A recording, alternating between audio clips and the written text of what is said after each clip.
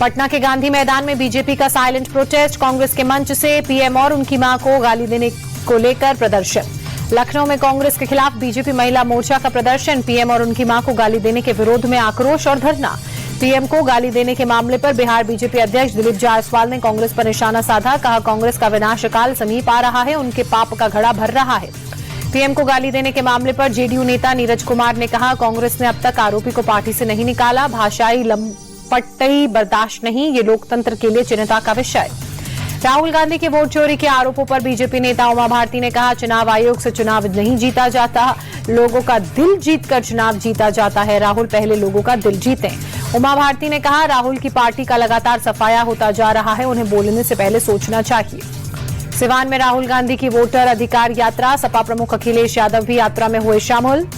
बिहार में भोजपुर में अखिलेश यादव ने वोटर अधिकार यात्रा को संबोधित करते हुए कहा बीजेपी ने चुनाव आयोग को जुगाड़ आयोग बनाया।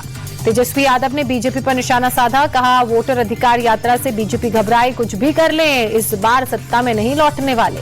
अमित शाह पर महुआ मोइत्रा की विवादित टिप्पणी की सीएम योगी ने निंदा की, कहा अभद्र टिप्पणी के लिए टीएमसी पूरे देश से माफी मांगे।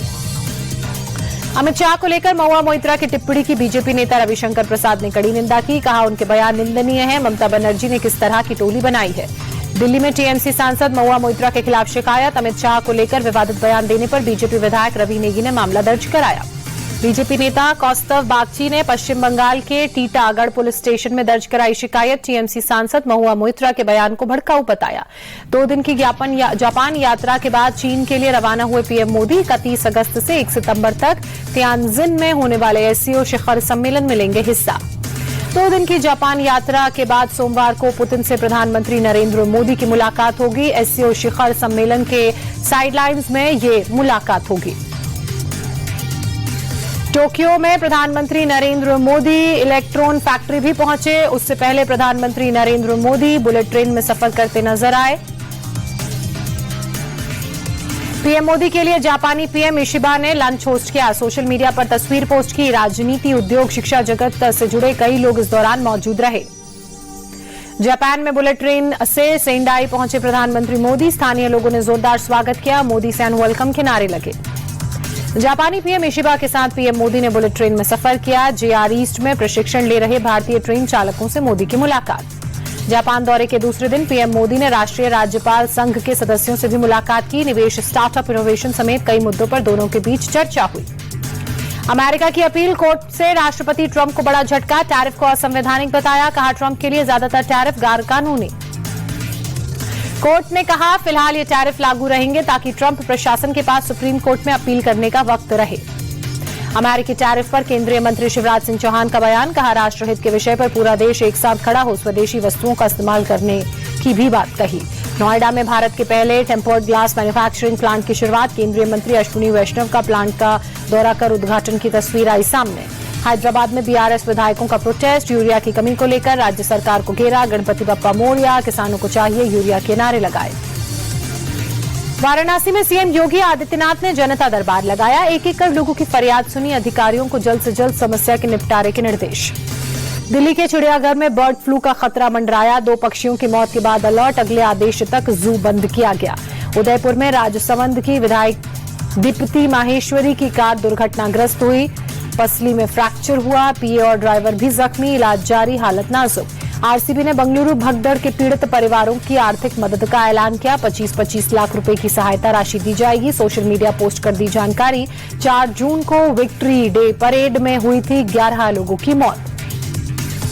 यूपी के जालौन में निजी बस संचालकों ने सवारियों के बैठाने को लेकर विवाद, 2 पक्षों के बीच मारपीट, जमकर चले लात घूसे, सीसीटीवी में पूरी घटना दर्ज।